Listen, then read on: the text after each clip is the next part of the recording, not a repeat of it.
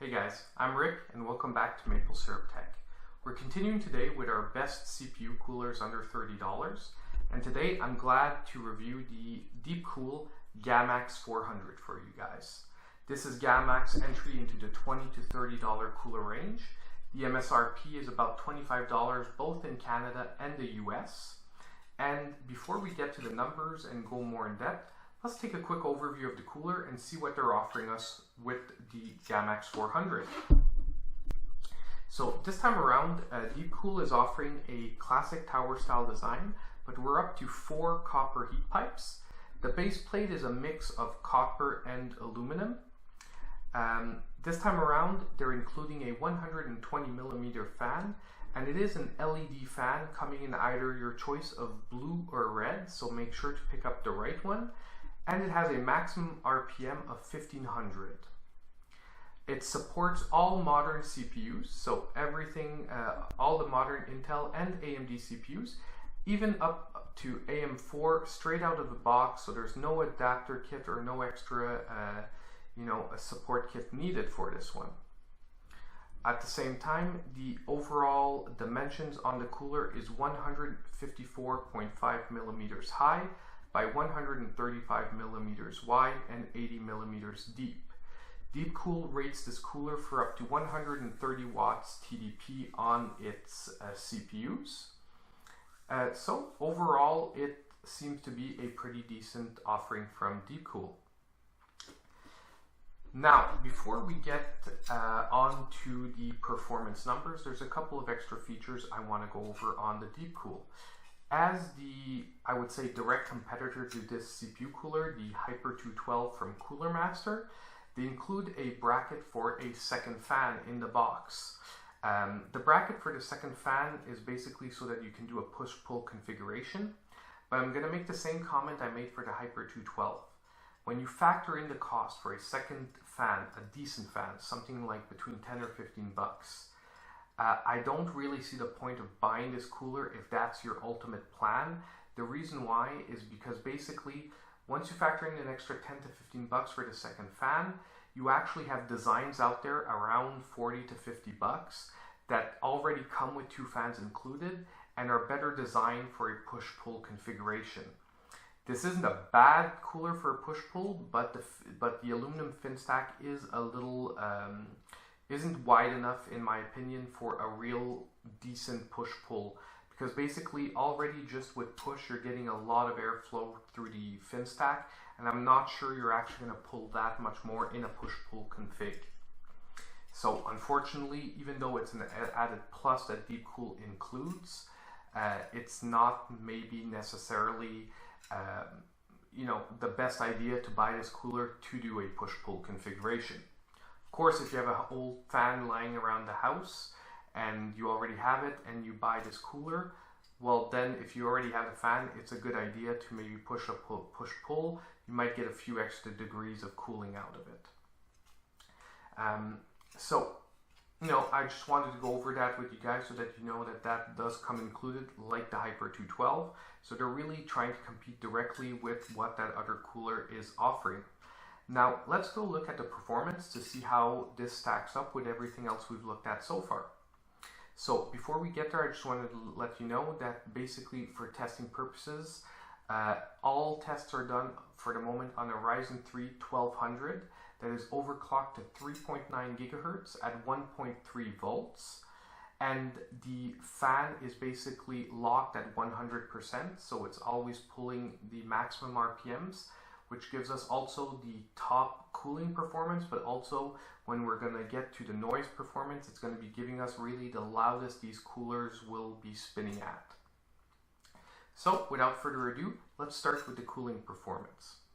So the chart should be on the screen now, and as you can see, so far the DEEPCOOL GAMMAXX 400 is our best performing cooler at 25 degrees over ambient. So a delta T of 25 degrees Celsius, which is very strong because it's actually 1 degree lower than the previous best cooler, which was the Cooler Master Hyper 212. So it does stack up. Of course, 1 degree difference could just be test variance. It could be you know, it's not necessarily better, but at least you know that it is competing at the same level as the Hyper 212. Now if we move on to noise, however, now this is where we have a very nice surprise coming out. Basically at max RPMs, the fan is only emitting 45 decibels, which is actually quite a bit lower than the comparable Hyper 212. So far, it's basically performing heat-wise the same as a Hyper 212, but at a quieter pace. So it's actually, you know, in my opinion, pulling ahead of the Hyper 212. So overall, what does this mean for the cooler?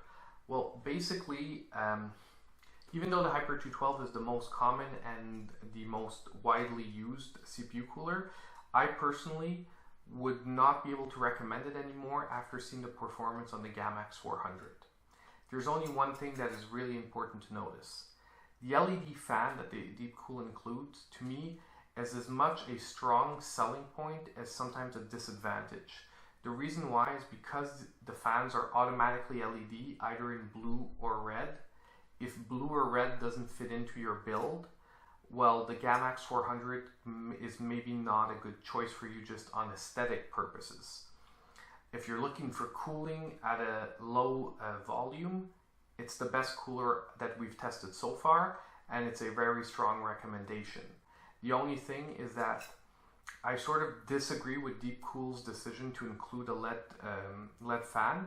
By the way, let's take a quick look. I'll pop up a quick clip so that you see what the fan looks like lit up. And I've actually compared it side by side with a Corsair blue LED fan, just so that you get an idea of how strong the lighting is on the fan. It's not as strong as the Corsair, but it is pretty visible, meaning that if the blue or red do not fit into your build, it might actually be an eyesore on your system. But overall, if we're looking at performance for price, there's no denying that so far this is the best product we've reviewed on a purely performance standpoint. And at 45 decibels, honestly, it is noticeably quieter than the Hyper 212. It's almost as quiet as both stock coolers from AMD. There's only really the Be Quiet that is noticeably quieter than this cooler. And what I really like is that even though the fan spins a lot slower than the Hyper 212, you can see that the extra RPMs aren't needed for the cooling purposes because this one is cooling at the same level as a Hyper 212. So overall, so far, in all the coolers we've looked at, I would say that price for performance, this is your best buy so far.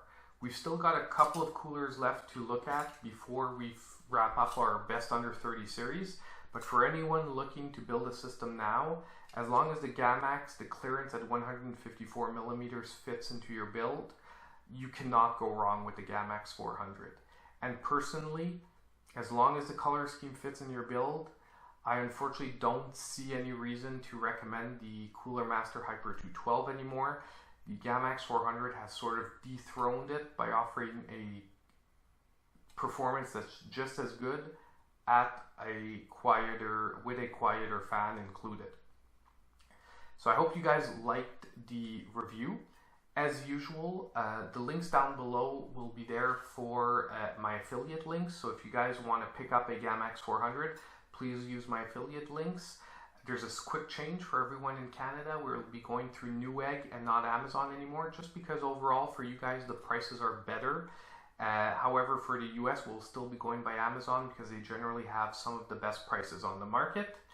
At the same time, if ever you guys want to help and contribute directly to the channel, you'll have my Patreon link down there in the description as well. So, you know, the more we get, everything pretty much on Patreon will be reinvested directly into the channel if ever you guys do want to participate. So we'll be getting more reviews, more products, more videos out there for you more often.